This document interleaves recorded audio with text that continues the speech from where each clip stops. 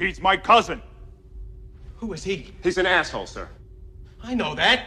What's... In 1987, when science fiction had already crowned its modern myths and space operas were treated with near-religious reverence, Spaceballs arrived not as an attack, but as an affectionate act of cinematic mischief. Mel Brooks did not set out to mock science fiction because he despised it. He did so because he understood it deeply.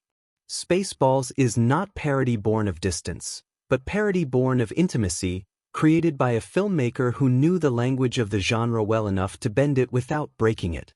One of the most surprising facts about Spaceballs is that it almost did not exist at all. George Lucas, whose work was being openly parodied, initially refused to grant permission. Brooks, aware of the legal and ethical boundaries, made a crucial creative decision. Spaceballs would parody the conventions, not the copyrighted details. No lightsabers, no specific characters, no direct quotations. This restriction forced Brooks to be more inventive, resulting in satire that feels broader, smarter, and in many ways more timeless. Mel Brooks' respect for the source material is evident in how carefully Spaceballs mirrors the epic structure of space adventures. The opening crawl, exaggerated to absurd length, is not simply a joke. It is a precise observation about how myth-making often relies on excessive exposition. Brooks stretches it until the audience laughs, not because it is silly, but because it is recognizably true. A little-known fact is that Brooks insisted on playing two roles himself, not out of ego, but out of control. Dark Helmet and President Scroob represent two sides of institutional incompetence, blind authority and childish obsession. By embodying both, Brooks ensured that the satire remained consistent in tone. Dark Helmet's physical absurdity was deliberately designed to undermine the visual language of menace so central to science fiction villains of the era. The oversized helmet itself became one of the film's most enduring images, and its creation was far from accidental. The costume department intentionally exaggerated the proportions to the point of physical inconvenience. Brooks could barely see or move properly, and that discomfort translated directly into performance. The villain's lack of spatial awareness became a visual metaphor for leadership detached from reality. Rick Moranis' casting as Dark Helmet was, at the time, an inspired risk. Known primarily for gentle, comedic roles, Moranis brought a childlike insecurity to the character. This choice reframed villainy not as evil genius, but as emotional immaturity amplified by power. Today, that interpretation feels remarkably prescient, as it aligns closely with modern critiques of leadership driven by ego rather than competence. Another fascinating detail is how Spaceballs handles its hero, Lone Star. Bill Pullman plays him not as a fearless champion, but as a reluctant participant in the narrative. Lone Star is aware of the clichés surrounding him, even if he cannot articulate them.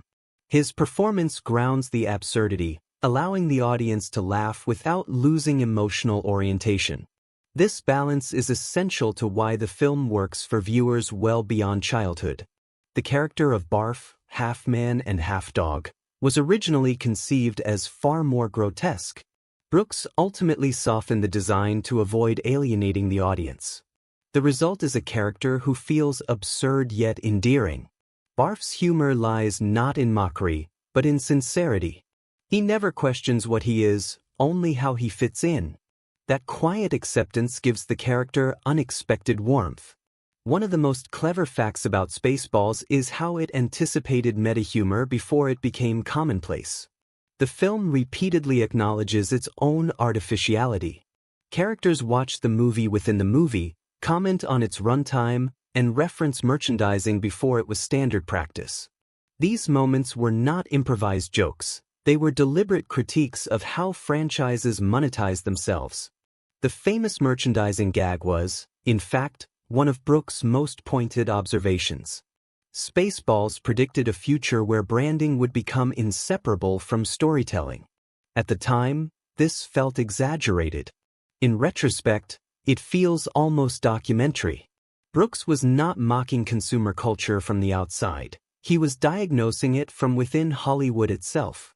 A lesser-known fact is that many of the visual effects were created using techniques identical to those used in serious science fiction films of the era. Brooks insisted that the film look expensive, so the jokes would land harder. The comedy does not arise from cheapness, but from contrast.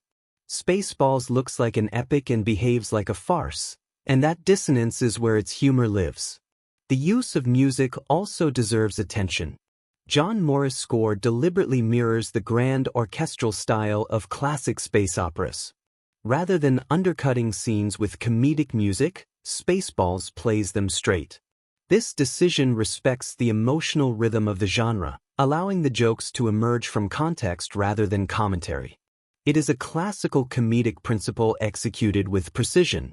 Another surprising detail is how carefully Brooks avoided dated political references.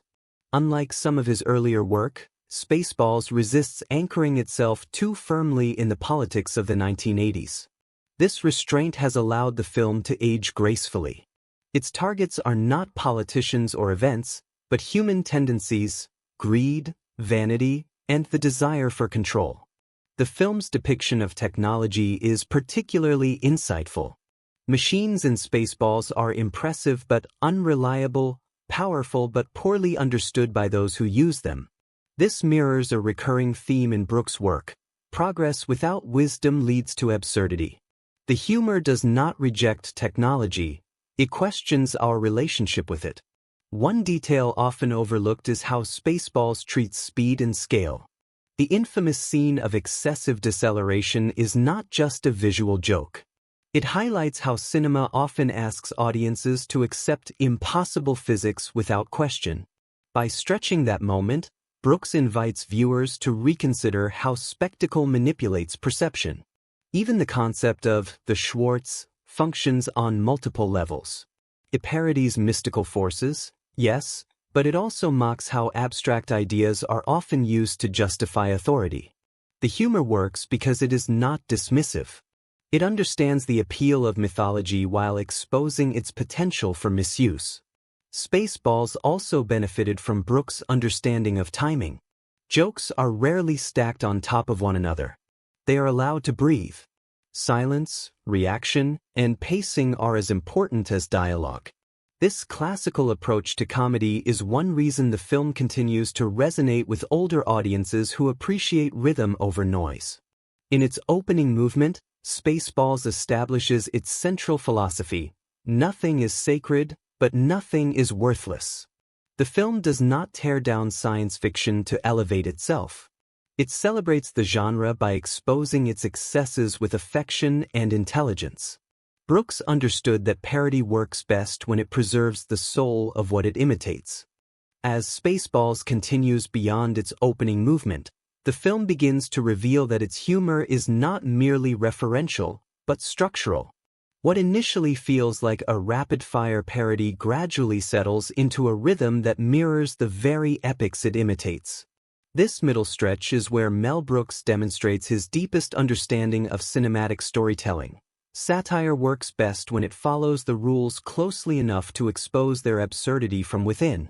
One of the most intriguing facts about this section of the film is how carefully Brooks paces the jokes. Spaceballs resists the temptation to overwhelm the audience with constant punchlines. Instead, it allows familiar narrative beats to play out almost sincerely before puncturing them. This restraint is deliberate. Brooks understood that mature audiences, especially those who had grown up with classic science fiction, would appreciate recognition more than surprise. The humor lies in anticipation fulfilled and then gently distorted. The introduction and development of Yogurt, played again by Brooks himself, is a masterclass in layered parody. On the surface, Yogurt is a comedic exaggeration of the mystical mentor archetype. But beneath that, he functions as a commentary on how wisdom is often commercialized. His temple, filled with merchandise, is not merely a gag. It is an observation about how mythology, once profitable, inevitably becomes product. This idea, amusing in 1987, feels strikingly prophetic today. A lesser-known detail is that many of Yogurt's scenes were written late in the scripting process. Brooks recognized that parodying mythology alone was insufficient. He wanted to parody how mythology is packaged and sold. By placing commerce directly inside the sacred space, Spaceballs collapses the boundary between belief and branding. The joke endures because it targets a system, not a trend. The training sequences involving the Schwartz deliberately avoid spectacle. Unlike their serious counterparts, they are awkward, inefficient, and visibly impractical. Brooks strips away the elegance often associated with spiritual mastery and replaces it with clumsiness. The result is not mockery of belief itself, but of the unrealistic expectations placed upon transformation narratives.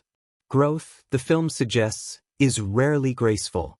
Another fascinating element is how Spaceballs treats destiny.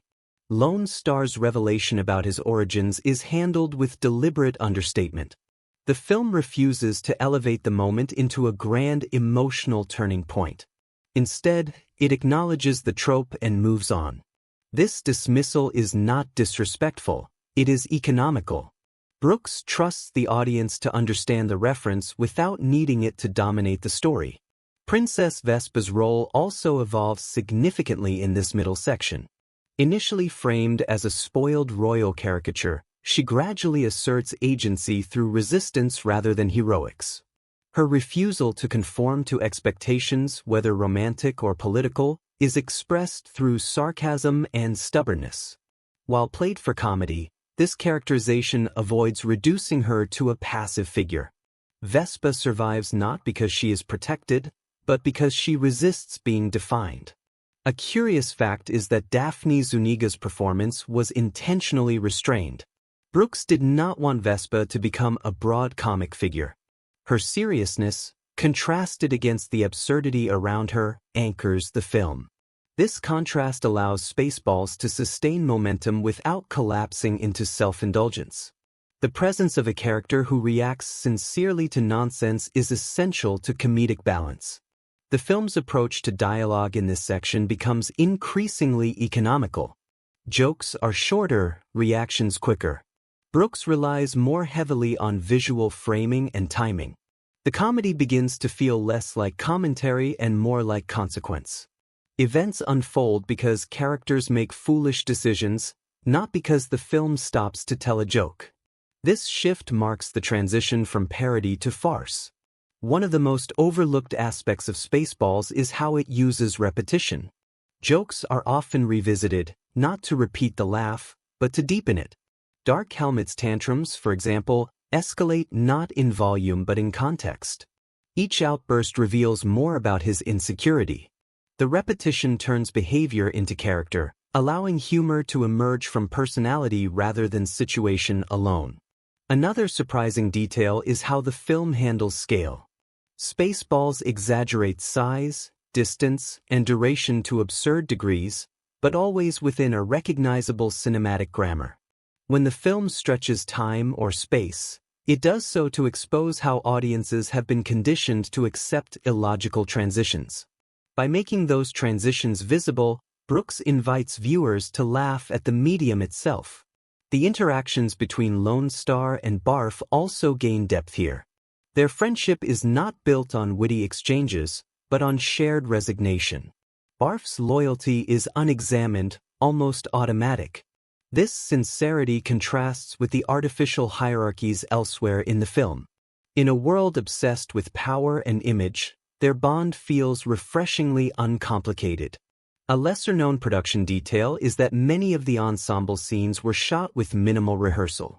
Brooks encouraged spontaneity, trusting his cast's instincts. This looseness gives the film an organic quality, even when the jokes are highly constructed.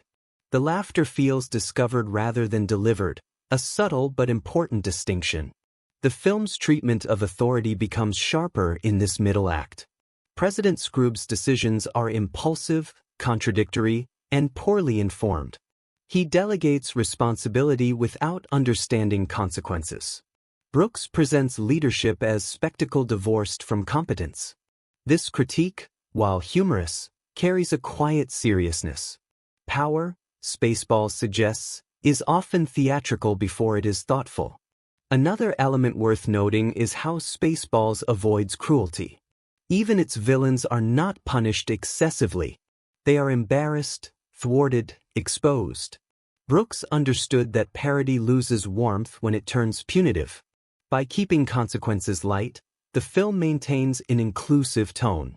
The audience laughs with the film, not at its expense. The pacing of this section is particularly elegant. Action sequences are brief, functional, and often undercut by absurdity. The film never lingers on spectacle. Instead, it moves briskly from setup to outcome, preserving momentum. This efficiency reflects Brooks' classical sensibility, honed through decades of comedy rooted in timing rather than excess. Another fascinating observation is how Spaceballs anticipates the audience's familiarity with cinematic language. It assumes viewers know how a chase should feel, how a revelation should land, how a confrontation should escalate. By subverting those expectations gently rather than violently, the film creates humor without alienation. This assumption of shared literacy is one reason the film resonates so strongly with older audiences. As the narrative advances, Spaceballs increasingly becomes a commentary on storytelling itself. As Spaceballs reaches its final movement, the film completes a transformation that has been quietly unfolding beneath the laughter. What began as parody now reveals itself as reflection. The jokes remain sharp, the absurdity intact, but a sense of closure emerges that feels almost contemplative. Mel Brooks does not escalate toward chaos. Instead, he resolves through recognition. The final act is less about defeating villains than about releasing the story itself from the weight of its own mythology. One of the most revealing aspects of this concluding section is how Spaceballs treats resolution. The film does not aim for triumph in the classical sense. Evil is not vanquished through moral superiority or sacrifice, but through exposure and exhaustion. Dark Helmet is not outwitted by genius. He collapses under the weight of his own inadequacy. This choice reinforces one of the film's central ideas, that incompetence, when given unchecked authority, eventually defeats itself. A fascinating detail is how the final confrontations deliberately avoid grandeur. Where serious space epics build toward monumental duels, Spaceballs reduces conflict to confusion and anticlimax. The humor lies in deflation rather than explosion. Brooks understood that parody does not need to top the original, it needs to empty it of false seriousness. By refusing spectacle, the film preserves its elegance. The use of the Schwartz in the final act becomes increasingly symbolic. No longer just a parody of mystical forces, it is revealed as a placeholder for belief itself. Those who wield it do so clumsily, inconsistently, and often without understanding. Spaceballs suggests that power derived from belief is only as stable as the self-awareness of the believer. This idea, humorous on the surface, carries surprising philosophical weight. One subtle but important fact is that the film never fully explains the Schwartz. There are no rules, no clear limitations. This vagueness mirrors how abstract concepts are often used in storytelling to justify outcomes. By keeping it undefined, Brooks exposes the convenience of such devices. The audience laughs not because the idea is ridiculous, but because it is familiar. Princess Vespa's role in the final resolution is especially telling. She does not become a warrior or a strategist. She becomes decisive. Her refusal to be rescued passively is consistent with her earlier resistance to expectation. Spaceballs allows her to conclude the story on her own terms, without transforming her into something she is not. This restraint preserves the integrity of her character and avoids a false empowerment arc. Another interesting detail is how Lone Star's acceptance of his identity is treated almost casually. There is no swelling music, no extended reflection. The film acknowledges the trope and moves past it. This dismissal is intentional. Brooks understood that identity revelations often carry more weight in cinema than in life. By minimizing the moment, he restores proportion. The final use of metahumor reaches its peak without overwhelming the narrative. When the film acknowledges its own ending, it does so briefly and efficiently. The joke lands because it is not labored. Spaceballs respects the audience's familiarity with endings and uses that familiarity to exit gracefully. The story ends not with explanation, but with a wink. A lesser-known production detail is that Brooks deliberately avoided adding a moral lesson at the end. Studio pressure to include a closing message was resisted. Brooks believed that comedy loses power when it instructs. Spaceballs concludes without telling the audience what to think, allowing reflection to emerge naturally from recognition. The villain's final moments are especially instructive. President Scrooge does not learn. Dark Helmet does not mature. They are not redeemed, nor are they destroyed. They are simply rendered irrelevant. This outcome is consistent with the film's worldview. Systems built on ego and excess do not collapse dramatically, they fade into absurdity. The pacing of the final act is notably swift. Scenes resolve quickly, jokes are delivered cleanly, and the film resists lingering sentiment. This efficiency mirrors the way memories conclude. We do not remember endings in detail, we remember impressions. Spaceballs ends with an impression of release rather than conclusion. One particularly elegant choice is the absence of emotional closure for secondary characters. Barf remains Barf. Yogurt remains a salesman of wisdom. Nothing fundamentally changes, and that is precisely the point. Spaceballs does not believe in transformation as necessity. It believes in recognition as enough. From a broader perspective, the final act solidifies Spaceballs as a film about cinematic literacy. It assumes the audience understands how stories are supposed to end and invites them to enjoy the moment when that expectation is gently subverted. This assumption of shared understanding is what allows the humor to resonate so strongly with mature viewers. Another overlooked aspect is how the film's visual language simplifies toward the end. Sets become cleaner, compositions more direct. The clutter of parody gives way to clarity. This visual stripping mirrors the thematic stripping of illusion. What remains is form without pretense. The ending also reinforces Brooks' belief that parody is preservation, not destruction. By laughing at the genre, Spaceballs keeps it alive. It invites affection rather than dismissal. The film understands that reverence without humor becomes dogma, and humor without respect becomes cruelty. Spaceballs balances both. In retrospect, the film's final moments feel less like a goodbye and more like a pause. Spaceballs does not close the book on science fiction. It sets it down gently, allowing it to be picked up again with renewed perspective.